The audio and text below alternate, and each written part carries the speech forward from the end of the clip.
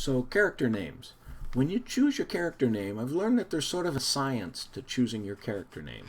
Um, there's kind of some rules. You don't really have to follow them per se, but they tend to work well. Well, one rule with naming your bad guy is hard consonant sounds sound scary when you read them and you hear it in your mind.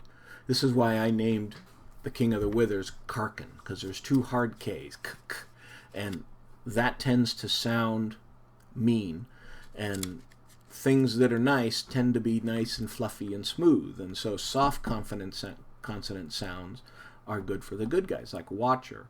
Those are all soft consonant sounds. Game Night 999, all soft consonant sounds.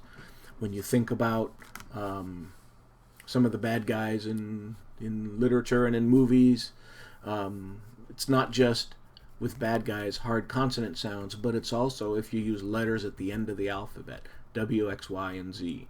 Those look scary for some reason in print, and so those are good names for people, like Darth Vader.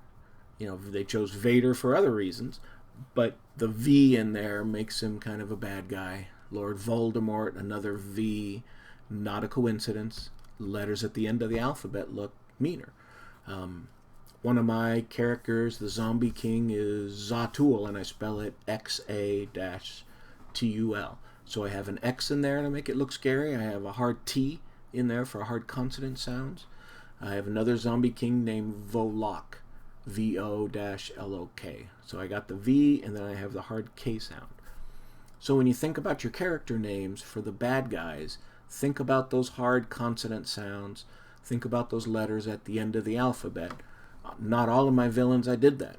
My favorite one, Erebus, does not follow that rule at all, because actually I was looking up the names of ancient demons from mythology, and Erebus is a demon of something or other. I don't remember. Put it into Google, E-R-E-B-U-S, and you'll find what it means. And I like that, so I chose that. Also, another character of mine, Malakota, who is the King of the Gas, who's a really mean guy.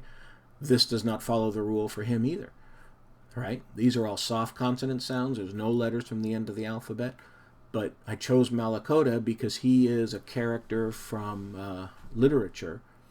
He is one of the keepers of the gates from the Divine Comedy, from Dante's Inferno.